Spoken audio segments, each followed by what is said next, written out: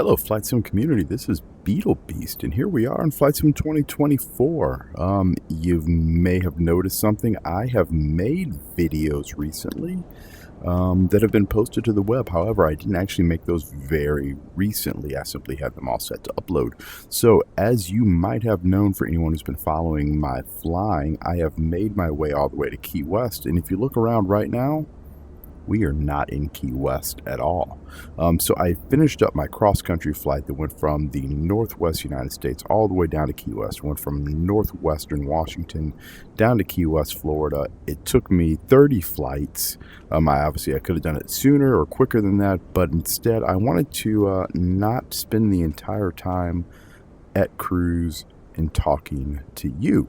Now, what you see in front of you is something different than what I've used on those flights. So I finished those flights, with the exception of the last one, in the Black Square Bonanza, the turbocharged version with the tip tanks. However, if you notice this one, this is different. This is the A2A Comanche 250. I've flown this one for about 12 hours, I think, right now.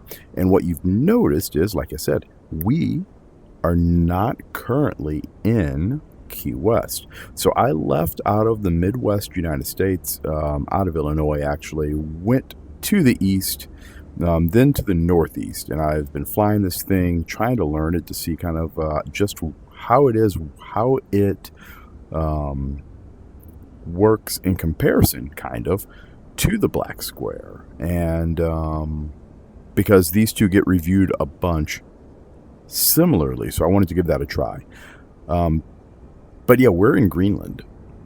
So what I decided to do, I was going to go ahead and just take this thing a little bit further than I had taken any of my other flights. When I crossed the United States in 30 flights, I decided to go ahead and start hopping my way across the pond, and had to pick a place to leave from. So I left eventually from Nova Scotia to try to hop across the Atlantic, and I ended up landing in a little airport.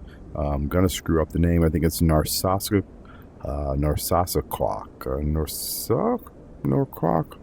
We're gonna look this up real quick.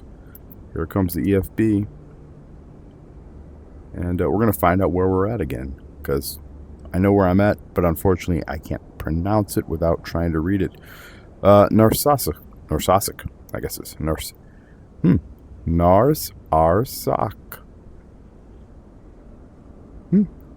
Narsarsuaq? I'm going Narsarsuaq. It's not narcissist. Narsarsuaq. Anyway, we're in Narsarsuaq, and the plan is to go down to a bespoke airport that I know I'm also going to destroy the name of, but Qaqortoq. It is an airport that was just created inside of Flight Sim 2024 by a first-time creator. Posted it up on Reddit. I saw it. I'm going to go ahead and fly there because I happen to kind of already be on the continent already. So I thought, what the heck? It's really close, actually. It's like 40 miles away. So I thought that would give me a chance to go ahead, take off, fly down here to the south, southwest, and then land at this little airport down here. It'll give me a chance to kind of fly this airplane, let you guys see that one, how I enjoy it, what I don't like, what I do like. There's really not much I don't like, so it's pretty good. We'll take off, we'll fly down here, we'll land at Bravo Golf Juliet, and well, without further ado, or me screwing up the pronunciation of these locations anymore, I am sorry to everybody in Greenland. I didn't mean to. I read it like 50 times, I swear, before we even started this. Narsarsuaq. It's Narsarsuaq. Maybe. Anyway, we're going to get going, and we'll see where we're at from there. All right, so welcome to the inside of the Comanche. Here we are. Airplane's cold and dark. I didn't have the tie downs in, but we are going to start off from nothing, and we'll just kind of work our way through. So first things first, of course, you can take off the bungee cord. That's what holds your control locks together.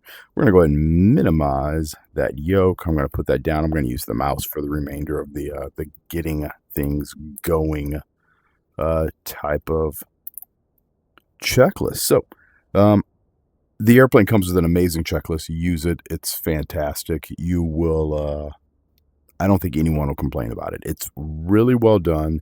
It's inside of the EFB. The EFB is part of the regular EFB that you get inside of Flight Sim 2024, which is similar to the way Coronado did it with their more recent aircraft. So when I click over here, you're going to see like the Coronado C2, the CT210 shows up right there. But you click on the A2A Comanche and you suddenly get the checklist for that airplane. Now I've got it up here because it's big size. I could also put it down here. Actually, that didn't work. Let's see. There it is. Now it's yoke size. Obviously, we're in VR, so if I sit here and do this, it might annoy you a little bit more. So I'm going to go ahead and make it big. That'll make it easier to see. What's kind of cool about this airplane is it has, what would you call it? It will save your state saving, I guess is what they call it. So when you leave the airplane, it will come back to be where you left it, minus the parking brake. That will turn off every single time. I know that because I'll set it, and I guess they assume that they towed the airplane somewhere else and the parking brake's off. That, or when they would move the airplane, it would break it. So that one resets every time. Everything else, though, inside the airplane has remained exactly where I left it. That includes your GPS, which, if you notice this one here, similar to the black square Bonanza that I've been flying, I have a KLN 90B, which I love still, despite its obvious limitations. Do have digital engine monitoring right here. You also have mechanical monitoring here with cylinder head temperatures, and the EGT is also in here as well. It's right over here on this side. But yeah, it's good. It's got a very basic autopilot system that works really well still for what it is. Just takes a little bit of time to kind of learn how to use such a very basic autopilot. But what's really cool here is that it also has a wear model associated with it, which I know that I've also mentioned before with my Bonanzas that I've been flying. And the one thing that I will say about the Bonanza versus this one, actually it's not. They're very similar in that regard. They both have things that will break. So if I come through here, though, I can do this inspection button, and you can take a look at all the different components of the airplane to see how they are holding up. You can then go over here to the engine, and you can do an inspection on that. You can see how the components of the engine are holding up. You can change the idle set right there, and you can see that I have 9 quarts of oil. I want to say that this thing started off with a little over 10 quarts of oil. And it's been slowly kind of working its way down. You can also change the oil weights here with a 100 weight or straight 100 weight, a multi-grade oil, which is a 20W50 or a 25W60. So in cold weather areas, you're going to definitely be using that. You have an additive that you can also put in there. I'm not quite sure the additive's for. It's probably for consumption in case you're getting ring wear. That's a guess. I haven't played with it. And then you have your spark plugs with either massive or fine wire. Fine wires are far less likely to foul. I haven't had any issues where I've actually needed to go through and clean the spark plugs yet, nor overhaul the engine. It's pretty cool. You can see what we've got here. I guess 19 hours on it. Wow, I've actually flown this quite a bit longer than I actually even thought I did. I thought I was only around 12 or 13. I might have been 12 hours before I left and tried to make this crossing over here to Greenland, which is probably what happened. And then, of course, you can overhaul it. All of its cool stuff. How much realism does it add? It probably depends on what you want. If you're into the idea of seeing what it's like to own a small airplane, this has got something for you. So, truthfully, I like it. I think that the systems on this are modeled incredibly well. I'm going to stop talking about that because you guys don't care about it, and you'd probably rather see the flying. But I'd say that the systems are modeled pretty well, and all in all, I'm pretty satisfied. So, things to say, let's see. We'll go ahead and move our propeller in. Master's going to come on. Beacon's coming on. Fuel pump's on. Mixture's going to go rich. Throttle, we'll crack it open a little bit. You have to crack it a little further than I think I would ever crack in real life. This will potentially make the engine run up like crazy, but that's the way it goes. Cylinder heads are all cold right now, so we'll go ahead. It says between 1 and 5 shots of primer. I tend to get a foul spark plug if I go in here with less than the 5, so I'm going to go with all 5.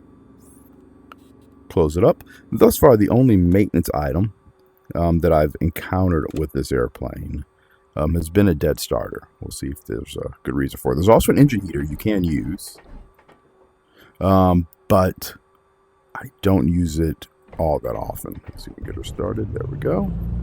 Oh yeah, remember the brakes that I talked about that don't reset? There they are. So we get a little bit of roll forward out of it.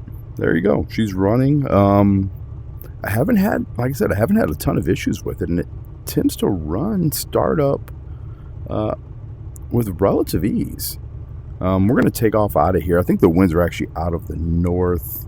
Let's see, 030 right now. We'll reset our HSI. Right about there. And maybe a little bit back in this direction.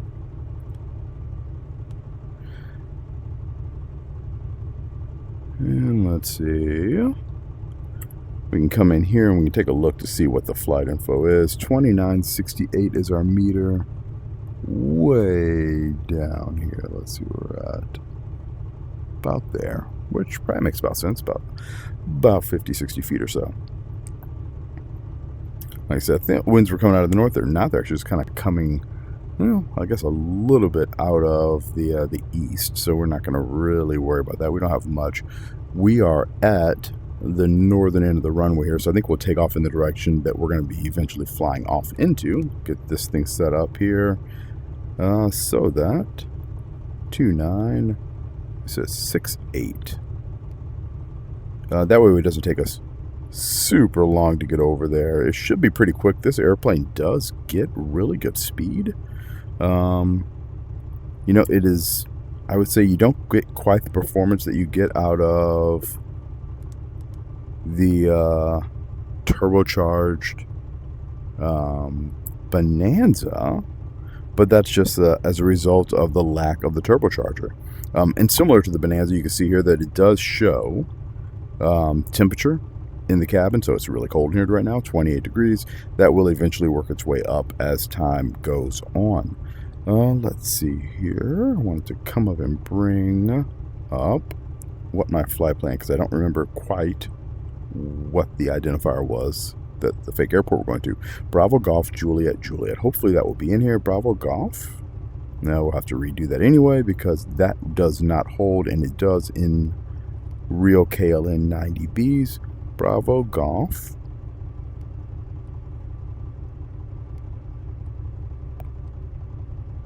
No, nope, nope. We want Golf. Juliet Juliet.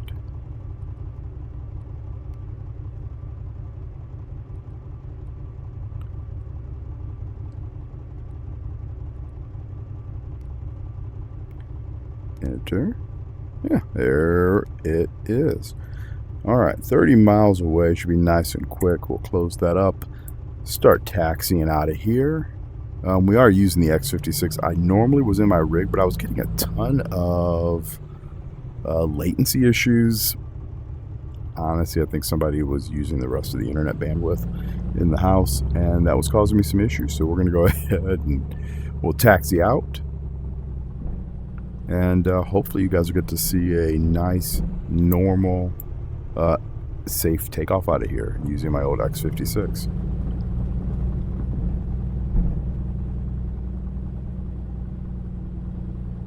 So yeah, I will say this, this area of Greenland's pretty gorgeous. I've never been to Greenland before. I imagine it's more amazing in person, but this is cool. I had to pick an airport that was going to work for my flight, and to get across the across the pond to land again from Nova Scotia. And this is just kind of the one that showed up on the southern tip of Greenland. And then when I saw the person who designed this other airport show up inside of Reddit with a invite saying, hey, please come check out my airport. All I could think was like, well, heck, I'm already on the continent, and in fact, I'm not far away. So they have I guess you could say, a little challenge for the A2A airplanes to see if you can go ahead and fly one of them for a year, and we're going to see where we go. That's why I decided to start going around the world in this thing. But unlike my Across America video, I am not videotaping all of it. I'm not recording all of this stuff, so you guys have to listen to me work my way around the entire world. But it is possible that I might make one every once in a while. All right, trying to find peak RPM. We want to have about 2,000 RPM is the goal. And I'm trying to see where on my mixture I can get that to peak out. And that's going to be somewhere right around there. Now, when the engines are cold, and if I was, it looks like the oil temperatures are already warmed up. Oil pressure's good. Temps are already in the green. But when these engines are cold, they are a little bit more temperamental in this particular airframe. I want to say that they're actually less temperamental, or more temperamental than they are even in real life, truthfully. Exercise the propeller a couple times. Move that oil up there into the propeller. And down. Now we've got warm oil all over the place. Make sure that our prop will still hold RPM once setting it. 1800. Carb heat. Works. And with that, I think we have ourselves a good airplane. Lights are coming on. Brakes are coming off. What's going to be our heading to get down there? Let's take a look at that real quick so we know where we're going. It looks like 239 should be right in front of us. And 30 miles.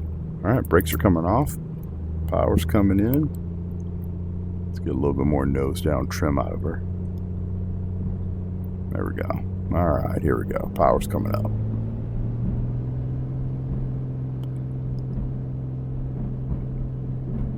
A little bit of back pressure. Gears coming up. So I will say this airplane flies absolutely stunningly. It does. I mean, the trim speed is nothing excessive. Like I said, the autopilot in here is very basic, but you don't really need it. I will say it does build ice like crazy. While you're on the ground, even when you're not in icing conditions, it's just cold. This stupid thing, and this is a simism, this is a problem with the game, it will build ice like mad. Now you can get above the freezing level and then suddenly you don't have a problem. You're not building any more ice.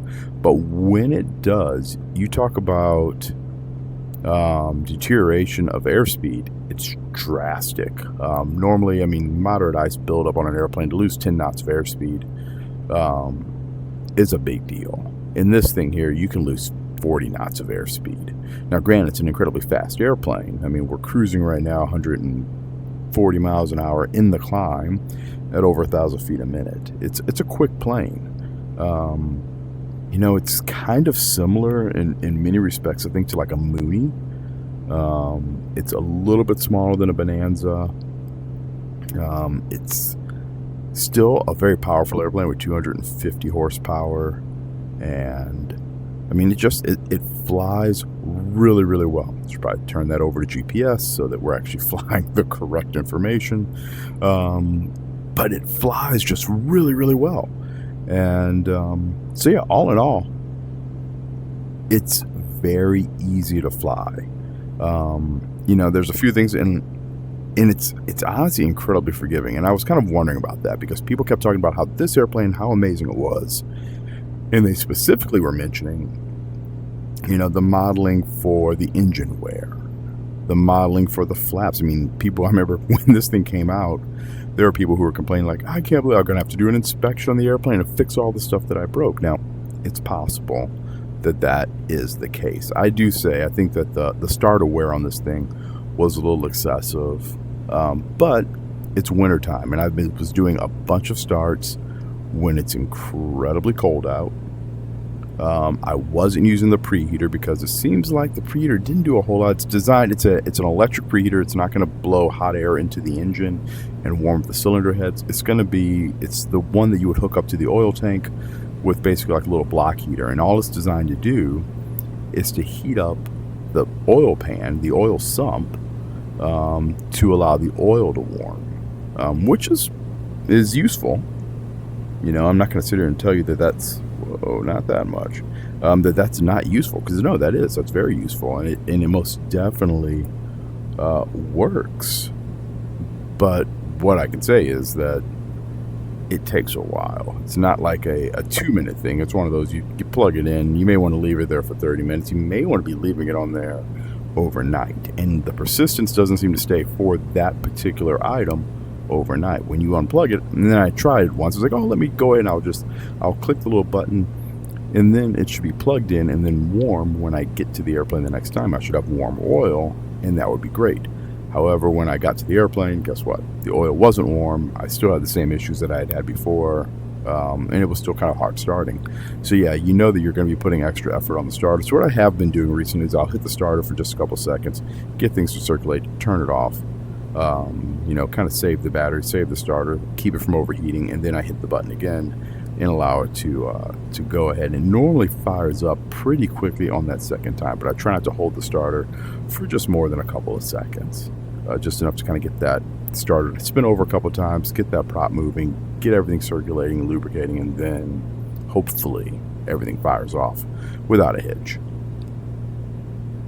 So everything said, I think the game's running pretty darn well right now, so I'm glad whatever bandwidth issues I was having have now become a thing of the past. Like I said, this is going to be a relatively quick flight. We're doing 170 miles per hour. I've got the power pulled back. Like I said, this is a fairly easy airplane to fly. The only thing that I know that I should have done here, the fuel pump should have been on for the takeoff as well, and then you turn it off, I believe, at 1,000 feet. And at 1,000 feet, you also pull the engine prop and power back. So your manifold pressure and your RPM should get pulled back to at least 2,400 squared, so 24 inches of manifold pressure and 2,400 RPM. And then you can readjust that as you want for cruise. You can then also lean out the airplane, and you can do so all the way back to, I think the ideal one they said is like 50 degrees rich of peak. And you can use your electronic controller here, your electronic engine controller, to monitor when you are 50 degrees rich of peak. It makes leaning this thing out incredibly easy. And it tends to get me down to somewhere in the neighborhood of about 13 gallons per hour, so 13, maybe 12-ish. And you consider 12 gallons per hour at 180 miles an hour, that's pretty dang good. No one's going to complain about that type of speed. Let's bring up our EFB one more time here. We'll take a quick peek at that. Just kind of look at the systems here real quick.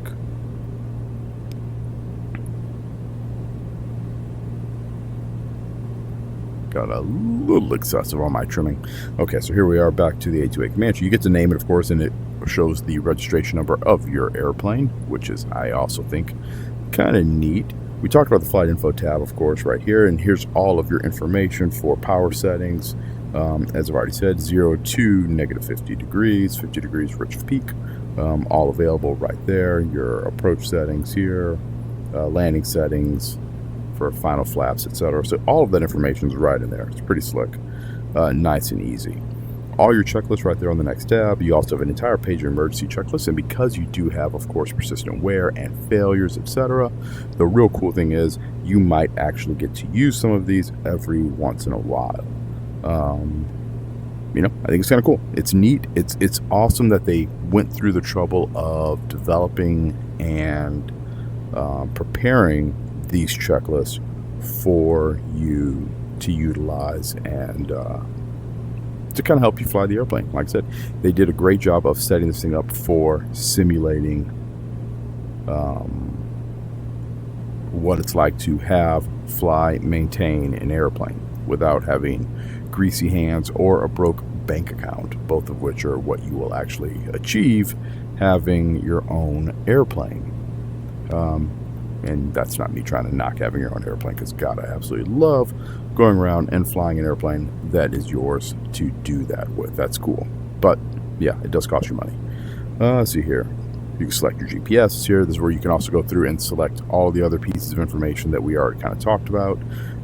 When you're on the ground, you can actually set it up with jacks. You can bring it up. There's the engine heater right there.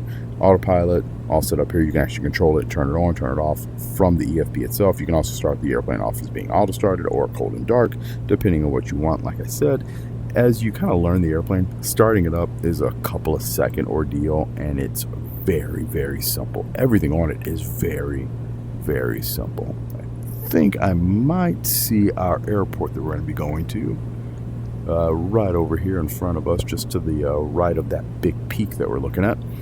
We'll start descending on down. We'll have to watch our speed. Definitely pull the power back because we're already doing speeds right up next to the yellow arc.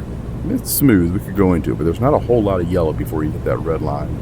I don't feel like breaking anything. So power's out. Go ahead and bring on some carb heat and make sure we don't get any carburetor icing. Fuel and payload. We have our 14 gallons of fuel right now. You can fill it up right here or empty it out as you need. And right here, normally, this is interesting, the engine analyzer, no, I was on the wrong page. Engine analyzer, it's fine, it does exactly what you want, or the engine page, but here's your engine analyzer. You'll see this one's very similar to the one that's in the black square. It shows the RPM of the engine, it shows the magnetos that are working, it shows your oil, your carburetor and venturi positions, all of that stuff, your throttle position right there. It'll also show your blade angle, which you can see right here, and that does change, of course, as you move it. You can see them go flat to forward, whether you're in a low drag or a higher RPM type setting. Anyway, all very cool stuff. And I think I might have lied. I thought that I saw an airport over here.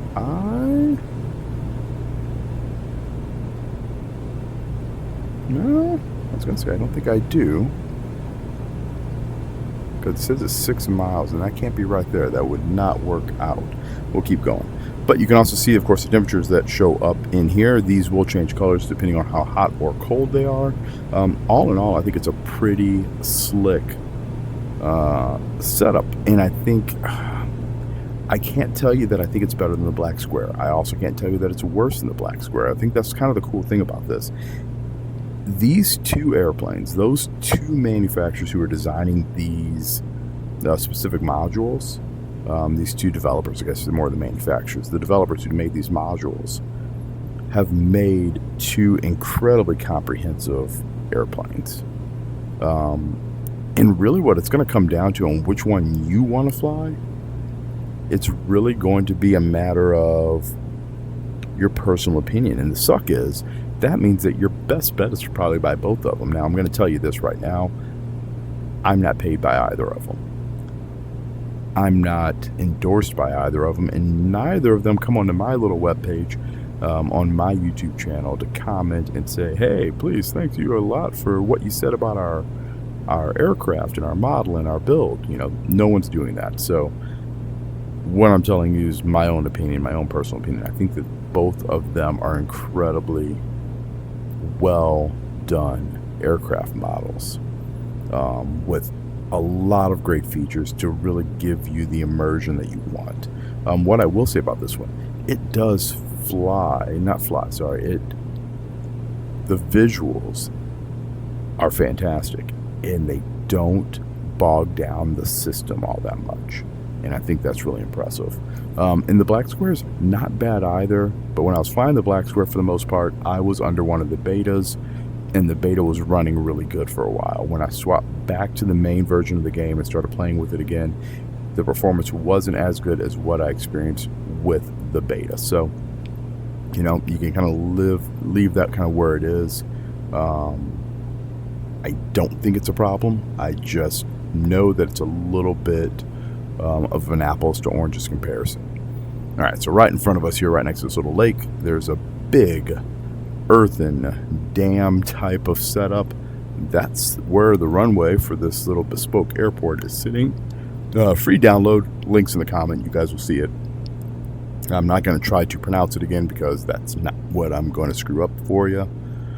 But yeah, it's very stark. It's definitely hanging out here on a peninsula all by itself. But we'll go ahead. Should have pushed that carb heat back in. Pull our power back.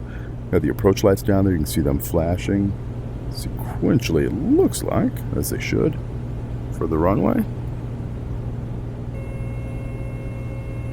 Gear horn.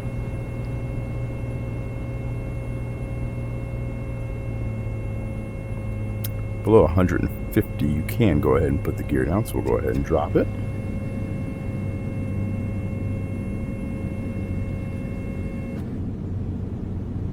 Got a green light. Continuing to trim. Pulling in out your flaps. It's kind of some funky terrain. We're on the glide path according to the pappies there. Lots and lots of terrain here. Alright, second notch flaps are in. Doing 95 knots, that's pretty solid.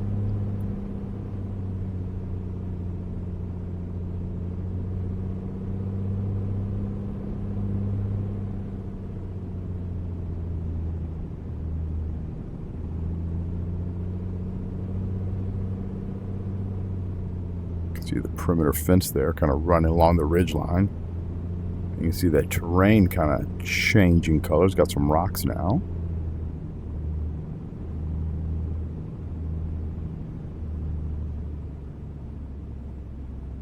This thing's a lot more pitch sensitive than my wind wing, so hopefully I don't screw up the landing here too bad.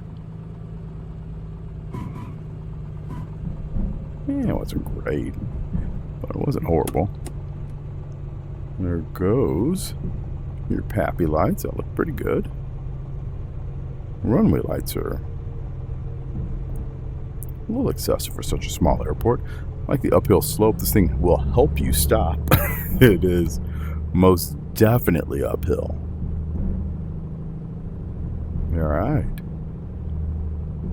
But yeah, the individual who made this was saying, I guess, that they are from the little town that's nearby, so they designed an airport that would fit nearby the town, and this is probably the only piece of land that was remotely, I mean, considering the fact of all the mountains and stuff that you see, probably the only piece of land that's remotely flat.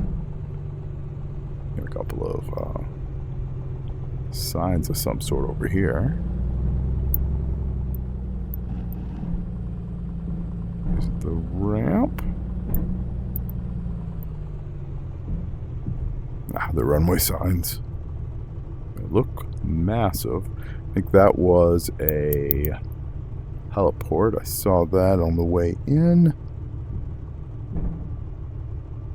Fire trucks. Let's taxi around here for a minute. I like the lighting. It's pretty slick looking. I wonder how that works at night.